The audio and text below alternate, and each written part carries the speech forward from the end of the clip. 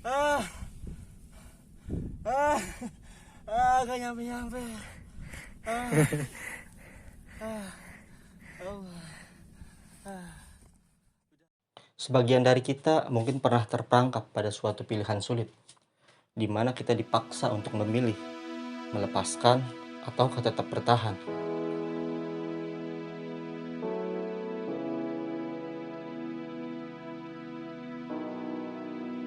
Di saat logika berkata lepaskan, kita tak punya kemampuan untuk melepaskan. Dan di saat sudah tak ada lagi alasan untuk bertahan, kita masih memilih untuk bertahan. Pada dasarnya, seperti itulah orang-orang yang sebenar-benarnya tulus, meskipun seringkali merekalah yang terbuang.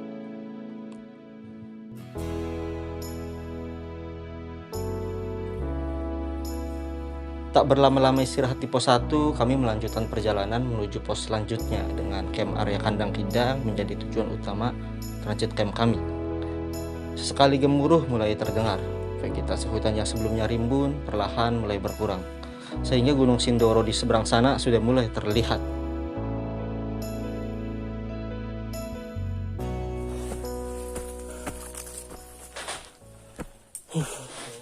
Saat ini posisi dalam perjalanan dari pos 1 menuju pos 2. Durasi waktu kurang lebih dari pos 1 menuju pos 2 yaitu sekitar kurang lebih 1 jam.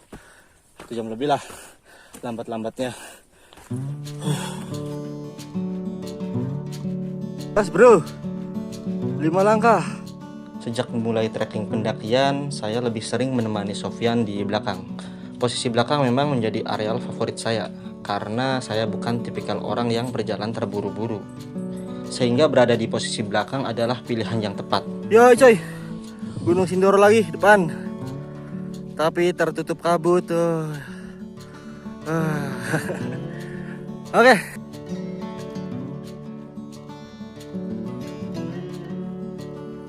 Dari posisi kami sekarang, sabana sudah mulai terlihat. Saya jadi teringat mitos di gunung ini, di mana ada larangan tidak boleh mengucapkan kata capek atau dingin dengan bahasa apapun. Meskipun sudah berusaha menghindari dua kata tersebut, tetap saja kami tak bisa menghindarinya. Beberapa kali kata capek atau dingin tak sengaja terlontar dari mulut kami. Dan percaya atau tidak percaya, nantinya berpengaruh terhadap perjalanan kami.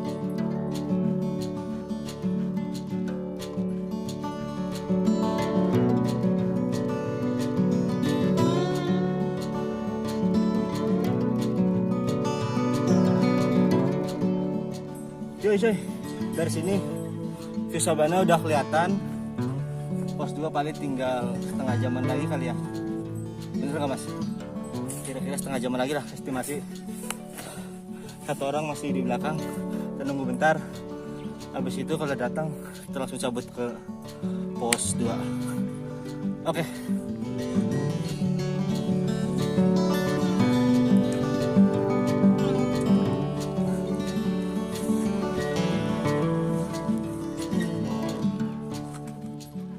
Terdapat 4 pos di jalur Gajah Mungkur, namun ada yang beda dengan jalur-jalur Gunung Sumbing lainnya. Di jalur ini terdapat marka blok selain pos, yaitu blok A, B, C, D, dan seterusnya, sampai N, minus blok I. Tujuannya untuk memudahkan pendaki mengenali jalur yang benar, karena jika hanya mengandalkan marka pos, jarak antar pos lumayan jauh.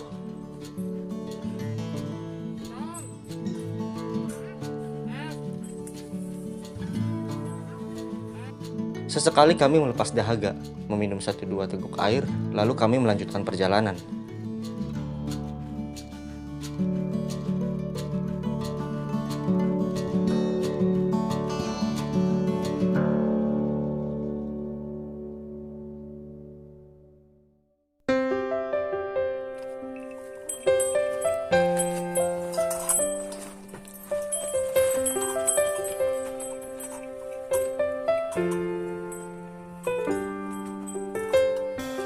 Padang sabana memang sudah terlihat dekat, namun sebenarnya jauh, mirip seperti dia.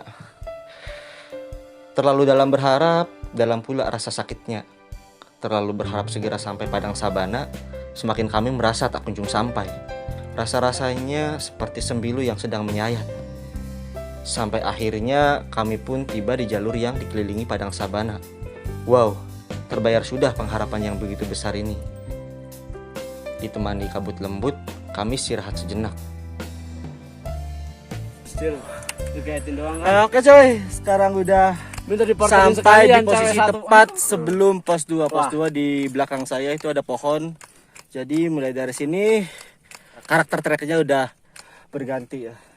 Dari yang tadinya hutan-hutan rimbun, pepohonan berganti menjadi sabana. Jadi di sinilah batas vegetasi pepohonan ya. Antara pepohonan dan sabana mulai dari sini. View-nya bisa dilihat sendiri. Allahu Akbar. Allahu Akbar, maka nikmat Tuhan manakah yang kau dustakan? Fabi ayyi ala irabbikum tukadziban. Maka nikmat Tuhan mana lagi yang kau dustakan? Oke, gokil.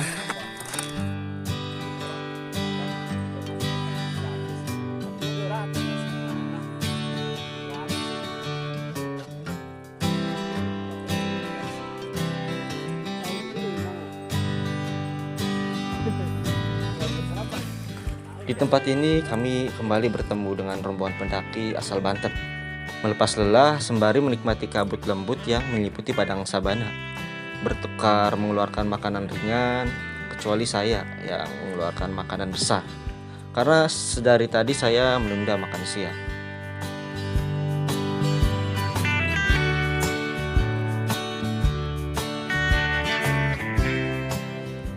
Kami cukup beruntung. Terik matahari tertutup samudera awan, sehingga kami tak tersengat teriknya sang surya. Sabana yang membentang hijau ditambah dengan hadiran kabut lembut menemani langkah kaki berpijak, sehingga membuat suasana semakin hikmat. Tinggal berharap semoga hujan tak segera datang. Yo coy, tadi kirain pohon yang ini pos 2 itu, taunya bukan. Taunya masih di atas sana. Kacau. Tanya udah seneng-seneng ini, udah deket. Taunya prank.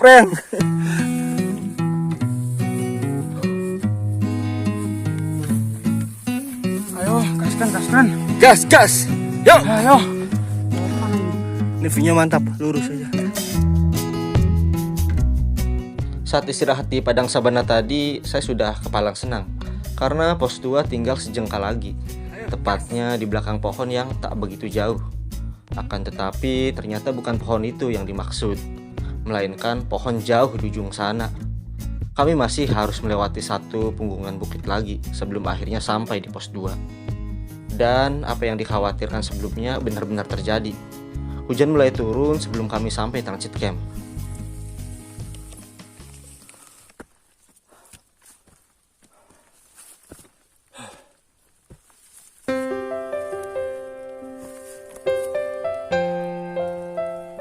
Meskipun hujan belum terlalu deras, namun kabut semakin menebal, menjadikan jarak pandang terbatas.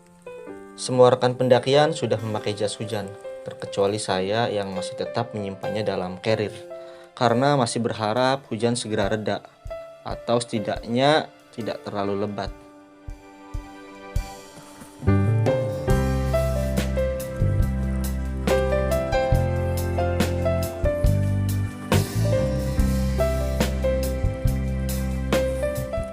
Sekitar pukul 2:30 kami sampai di pos 2. Masih berjarak 2 pos lagi sebelum kami sampai kandang kidang, target transit camp kami. Karena hujan yang semakin deras, kawan-kawan Banten sepertinya memutuskan untuk mendirikan tenda di pos 2. Namun tidak dengan kami. Kami masih berhasrat mendirikan tenda di pos kandang kidang.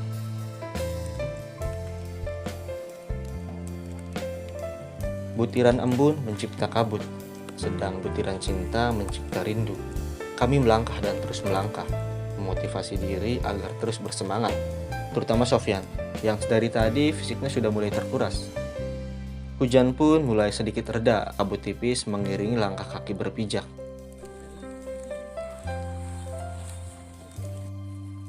Bagi sebagian pendaki, kabut adalah kondisi cuaca yang paling dihindari. Tetapi bagi saya, kabut adalah fenomena yang menyenangkan. Kabut dapat memberikan suasana yang lebih hikmat, lebih syahdu, mesra, dan mengundang rindu. Setiap orang pasti pernah merasakan rindu. Dan setiap orang yang merasakan rindu tidak akan pernah kapok merasakannya lagi.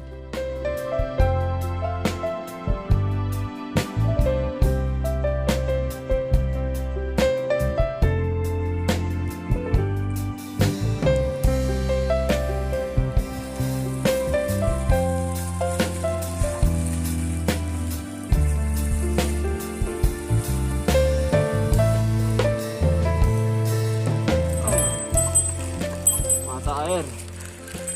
Sebelum Mata air Watu Talang ya. Sebelum Batu Talang. Sebelum Watu Talang. Itu tempatnya. Jadi kalau camp di Watu Talang, Ada mata airnya di sini. di sini. Kalaupun ada agak jauh ya, ke atasan lagi. Enggak ada. Batu Talang cuma di sini. Oh, berarti yang di atas kandang hidang. Kandang Gidang. Berapa sumber air? Cuma 2. Sini Oh, sama 2. kandang Gidang. Oke. Nah ini sumber airnya di sini. Jadi teman-teman kalau misalkan pengen camp di Watu Talang, kalau kekurangan sumber air bisa ngambil di sini secukupnya. Insya Allah kalau musim hujan airnya melimpah. Kalau musim panas gimana? Kalau musim kemarau yang penting habis setelah hujan itu, setelah musim hujan masih ada. Oh Tapi ya kalau kalau udah full kemarau kemarau kosong ya, Sama sekali kan. kering. Kering. Ya seperti itu teman-teman. Jadi kalau misalnya teman-teman mendaki saat musim kemarau, jadi benar-benar harus membawa persediaan air dari base camp secukupnya. Jangan mengandalkan sumber air karena potensial tinggi air di sini kering seperti itu. Oke, salam. Sumber air minum Watu Talang.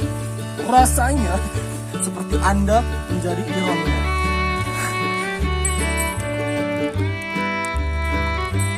Ayo gas. Kofian. Di pelupuk mata, camp area Watu Talang sudah terlihat urat nadinya. Sementara Gunung Sindoro di ujung sana nampak gagah menjulang. Tak mau kalah, samudrawan pun turut menunjukkan pesonanya. Kami di camp area Watu Talang. Camp area Watu Talang bukanlah tujuan utama transit camp kami. Namun, karena mempertimbangkan situasi dan kondisi, kami memutuskan untuk mendirikan tenda di camp area ini. Jarak camp area Kandang Hidang masih sekitar 3 jam lagi dari camp area Watu Talang. Jika memaksakan, mau tidak mau, kami harus mendirikan tenda di camp area Kandang Hidang. Karena ada larangan tidak boleh mendirikan tenda di pos 3 Gajah Mungkur. Konsekuensi logiknya, kami harus melanjutkan perjalanan. Kami khawatir fisik beberapa dari kami tak cukup mumpuni untuk sampai tujuan. Terutama Sofyan, yang fisiknya sudah sangat-sangat terkuras. Ditambah hujan yang potensial bertambah lebat. Yoi coy, alhamdulillahirobbilalamin, akhirnya saya dan Rombongan udah sampai di camp area pos berapa? Pos 2 atas lah. Pos 2 atas Watu Talang. Bener nggak? Ya, camp area Watu Talang ya. Tadinya kita mau camp di Kandang Hidang, cuman karena ada teman kita yang potensial fisiknya nggak kuat, jadi kita memutuskan untuk camp di sini saja. Karena apa? Karena ketika kita sudah sampai pos 3, kita harus lanjut ya. Harus bener-bener lanjut ke atas ke camp area pos Kidang karena di sini tidak boleh mendirikan camp tenda.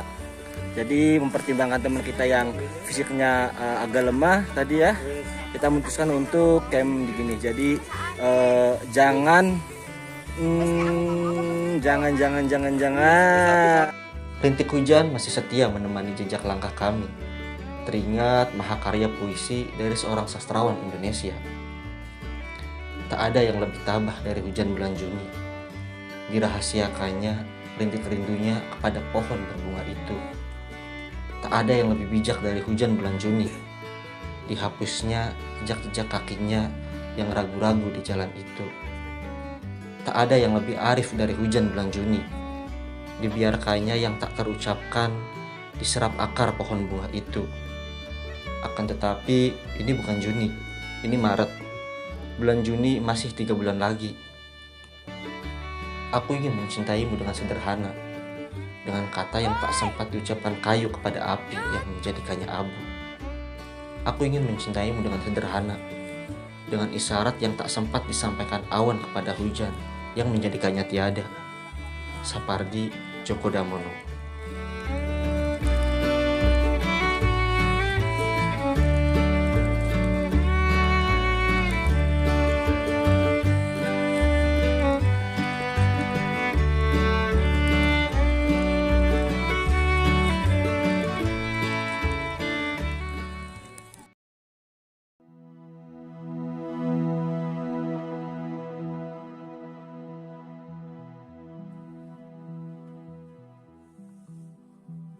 Sejak menjelang maghrib, saya menggigil hebat. Udara malam tadi terasa begitu menusuk. Entah apa ada hubungannya dengan kami yang terkadang keceplosan mengucap kata dingin atau capek.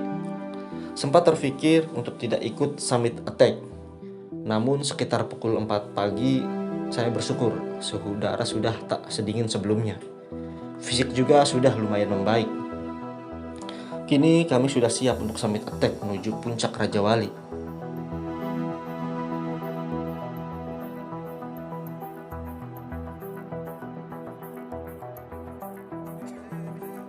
Melewati pos 3 Sabana Gajah Mungkur. Di area ini, para pendaki dilarang mendirikan tenda.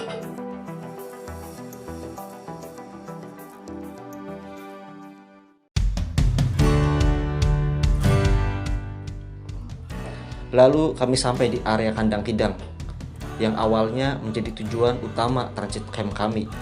Sedikit turun ke bawah, terdapat mata air. Pada ketinggian saat ini, kita sudah benar-benar bisa melihat lukisan Tuhan Sabana Gunung Sumbing, yang kecantikannya tidak kalah dengan Sabana Sembalun Gunung Rinjani.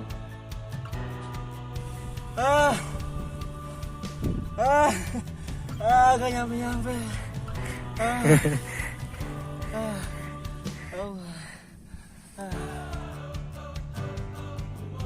Pos 4. Artinya puncak tinggal 15-30 menit lagi. Dan alhamdulillah puncak Raja Wali Gunung Sumbing. Puncak Sumbing.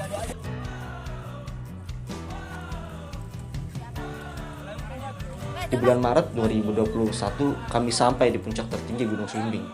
Minus Sofyan yang memutuskan untuk kembali ke tenda karena fisiknya sudah sangat-sangat terkuras. Entah apakah ada hubungannya juga dengan mitos larangan berucap kata dingin atau capek.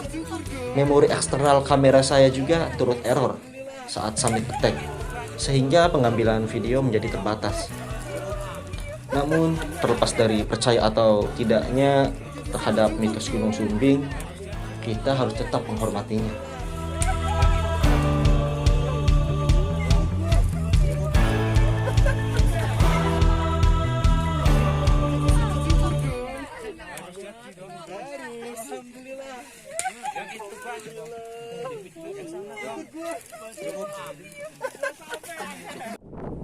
Mandala banget.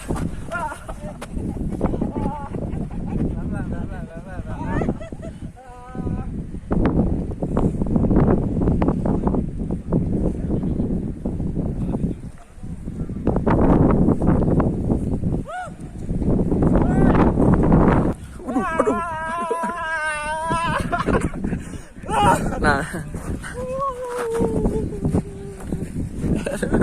aduh.